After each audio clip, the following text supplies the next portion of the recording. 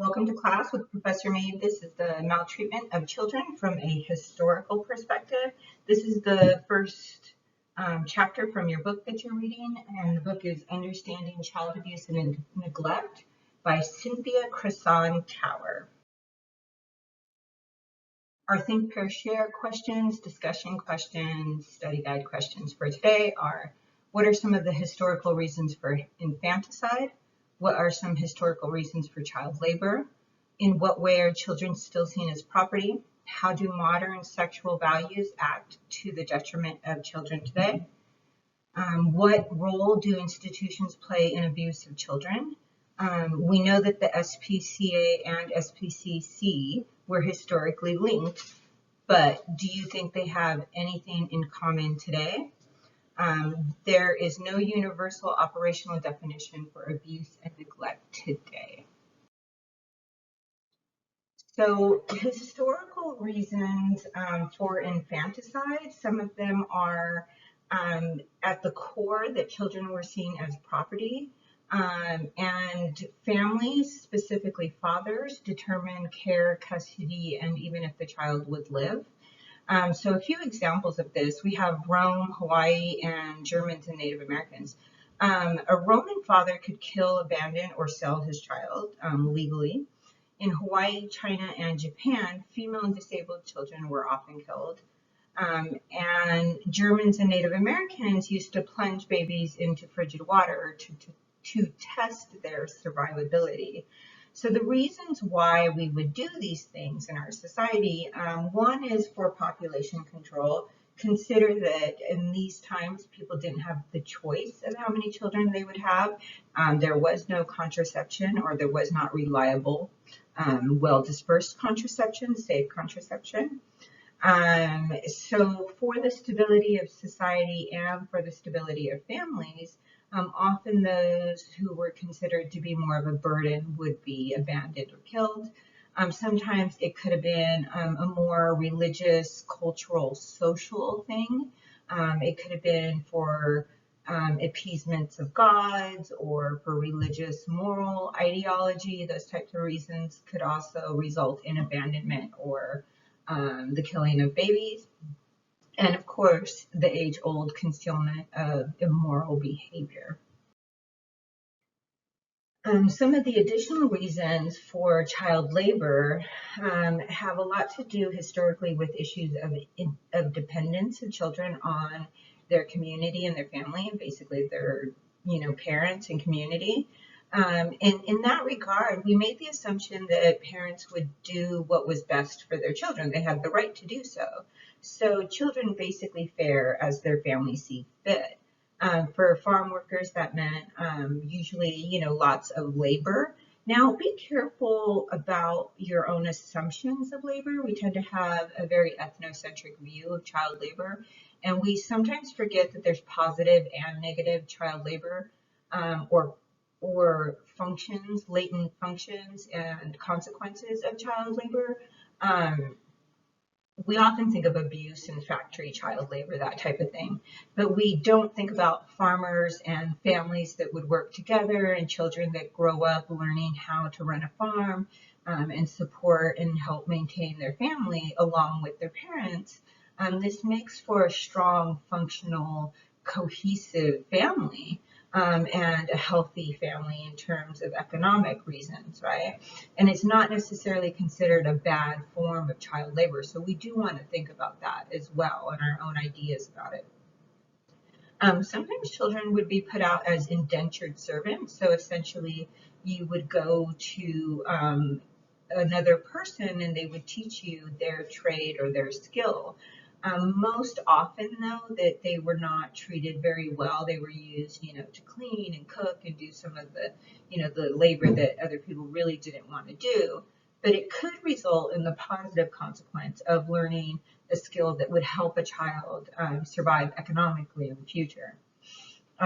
Children have also been used as sexual outlets in child labor, and we still see this today with the sex trade of children throughout the world, where children are used as, a form of indentured sexual slaves, right? for the benefit of adults. And then also, to a varying degree, children are seen as the responsibility of the community.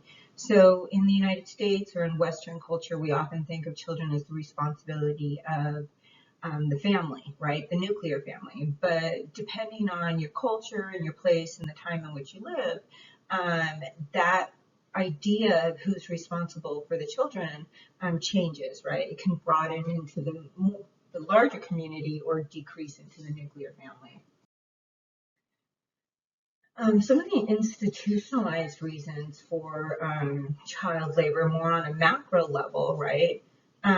So parents not only were children viewed as inexpensive labor, but they're vital to the economy and society as a whole.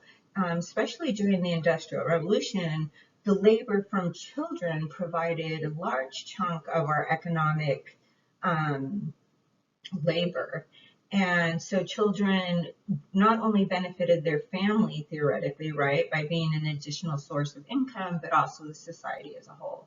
In addition to that, prior to child labor laws, it was viewed as the legal right of a parent to have their child work. Like, my child's labor belongs to me as a parent. I can have them work in the home, or I can send them out to make a wage labor in a factory, and that's mine, and it's not appropriate for the government to infringe upon that. That was the argument against this, the mass institutionalized child labor. And child labor laws were viewed as restricting upon this, as infringing upon people's rights, right? Adults' rights. On the flip side of that, a lot of times children who worked in factories or in, coal mining or that kind of thing, they were often injured or they could be killed. They were used often to go underneath big machinery like the one I have in the picture for you. While it was still going, because you wouldn't want to limit your profit by shutting machinery off for something like a repair or something to be fixed. So they would send small people, children, in there to solve the problem. If the child lost a limb or got hurt or got killed, it was usually viewed as the child's carelessness. They weren't being safe in their job. So there would be no real repercussions for the institution. In terms of sexual values and attitudes, some of the historical values and attitudes that we would today consider to be sexual exploitation come from Greeks and Romans. So for the Greeks, men used boys for sexual relationships, and this was actually practiced pretty widely because it was seen as kind of a socialization into manhood, into becoming a soldier. And it didn't actually decrease the social standing of the child or the adult. It would have been seen as elevating the child's social standing. On the other hand, Romans considered rape, around the same time, considered rape of children as a humiliation to the family. So it would devalue the social standing of the children and the family of the children. And for that reason, we have in 1548, you have actual built into law, right, institutionalized legal protections for boys from forced sodomy in 1548. Now, note that it did take almost 30 years until 1576 for the legal system to institutionalize protections from forcible rapes for girls, and that was only girls under 10. So you can see here the different ways in which we valued boys, or Romans would have valued boys versus girls, and what they considered to be an adult age or a consenting age. In the 19th century, the Victorian sexual values kind of had this unusual two-faced personality in our society. On one hand, you have this very overt attempt to kind of decrease and dissuade people's sexual feelings and feelings of sexual arousal, especially in women. It wasn't considered to be even normal heterosexual sex to want to have sex for fun or want to have sex with your spouse even for fun. So our ideas have changed quite a bit.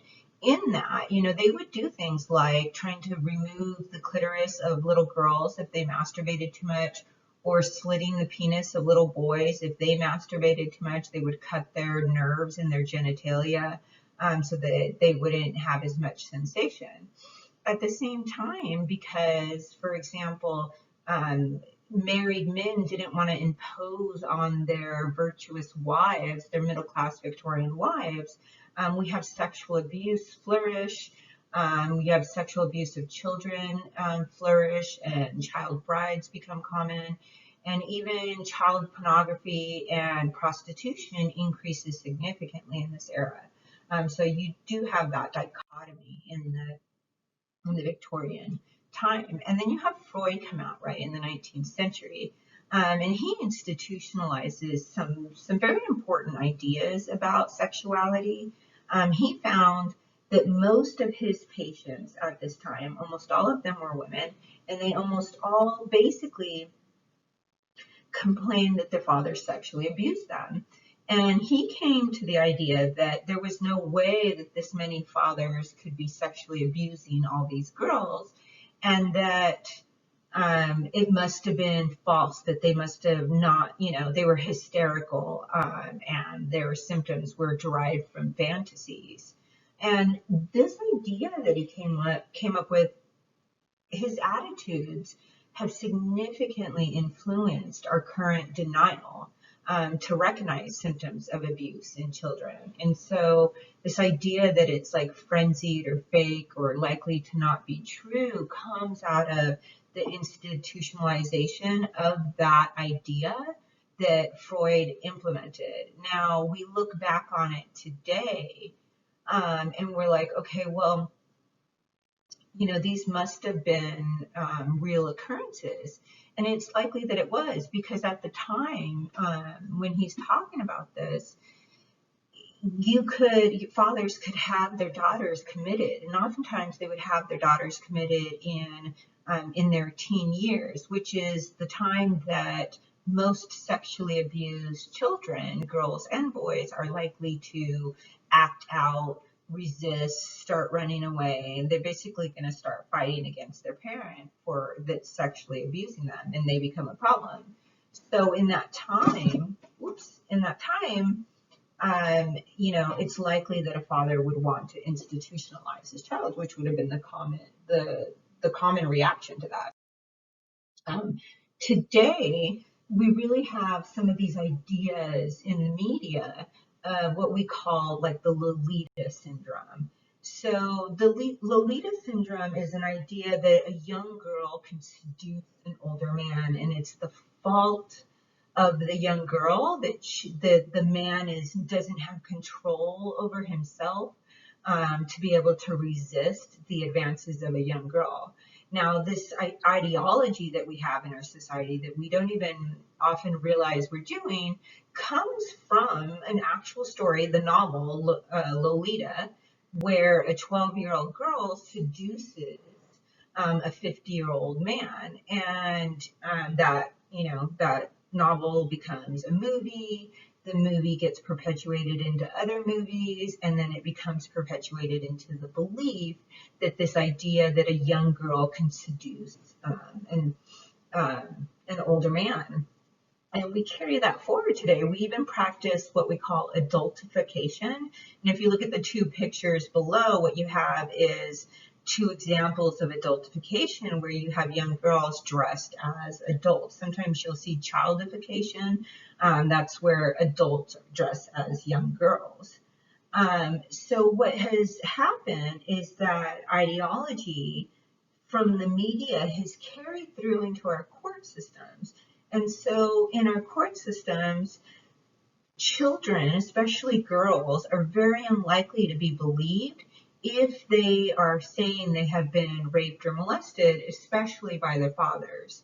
At the same time as that's happening, the media still continues to promote that type of adultification and sexualization of young girls. We do it in the media, we do it with toys, we do it with clothes, right? We do it in a variety of different ways. So we're treating little girls already as sexual objects, but denying them already as women the value of their voice being heard when they do report. So kind of in continuation with that, children in general have had a hard time when it comes to being able to report neglect and abuse. Again, we're talking about like historically, right? As the idea of childhood changes and the rights of parents and children change. When we have had a ongoing problem of the voice of children not being heard. In 1874, there was this case with this girl called Mary Ellen Wilson. And in 1874, her neighbor reported this abuse. She was being left outside. She was being beaten by her stepmom. And she lived with her father and her stepmom because her real mom had died. And the stepmom was abusing her, leaving her outside, not feeding her, beating her pretty badly. But there was actually no place to report this. And so what the neighbor did was they reported to the SPCA, which is the Society for the Prevention of Cruelty to Animals, right? And so Mary Ellen was reported, and she was actually saved and I think later adopted by the neighbor. Because Henry Burke, the original founder of the SPCA, intervened on Mary Ellen's behalf, and she was actually removed from the home. After that, what happened was an organization called the SPCC was created, and this is kind of a direct result of Mary Ellen Wilson's case. In 1875, you have the Society for the Prevention of Cruelty to Children emerge. So there's a place to report it. We actually just thought, parents would not do this to their children, and so there was no need. We knew that people abused animals, but we didn't worry as much about children because we didn't think it was a possibility. Okay, so let's talk about another way in which something can be institutionalized. In this way, it's the recognition of abuse through institutions, right? So the term, the battered child syndrome, is a term that was published by a doctor in 1962. And because of evidence that he found in his practice, he found out that children had been victims of severe physical abuse would manifest in a series of broken bones that he then recognized as abuse and called the battered child syndrome. The term and the definition and the cases that he provided as evidence became very popular among professionals and basically spread the word and allowed for the idea that medical professionals could identify and help with abuse of children. Essentially was popularized by this medical term that it went into, a peer-reviewed article that our teacher made us read probably, right? And it changed for a whole generation of people because a whole generation of doctors became aware. Today, when we talk about child protection, the first thing that we need to know is that there is no universal definition of child abuse and neglect. There are all kinds of multiple overlapping definitions. And I always say at the beginning of the semester, if I do my job for this class, you will leave thinking you know less about child abuse than when you started. And the reason why I say that is because we come to the table thinking that we know the definition of child abuse. We know what it is. I would know it if I saw it, right? And then we start to really look at, right? Really try to scientifically look at and understand abuse, and we learn how multifaceted of a problem, of a social problem it actually is. There's so many definitions. There's all kinds of helping systems. They have different ways of assessing risk or trauma. They have different allocations of resources. So you can't say one is necessarily more accurate than another. And depending on their perspective, they might be looking at it from a completely different paradigm, whether it's policing, medical, academic, social, right? Or you're looking at it from the perspective of the oppressed or the oppressor. It's always going to change the definition. So today we have, basically three orientations I want you to think about. Think about these kind of like your three paradigms in sociology, right? So you have, structural functionalism, social conflict, and symbolic interaction. So it's a paradigm like that, right? It's a perspective for seeing things. You got like the penal legal model. So if you're a police officer, an investigator, you're going to be looking at abuse from the legal model, from the penal model. If you are a doctor, you're going to probably be looking at it from a medical model. That's the battered child syndrome. If you are a social worker, you're probably also going to be looking at it from a medical model, the social psychological model, and also basic medical model as well, right? If you are, you know, advocating for women's rights in terms of child slavery and the sex slave trade, you're probably going to be looking at it from what we call an academic political model, the perspective where you're looking at the social issues that lead to individuals becoming caught up in this type of child abuse. That's the academic political model. Think feminist perspective or Marxist perspective. That would help you on a macro level. You would be concerned with like how institutions impact child slavery or child abuse or just a variety of different perspectives. So our discussion questions, right, for this week are here, and I think that's it for the lecture. Have a great day.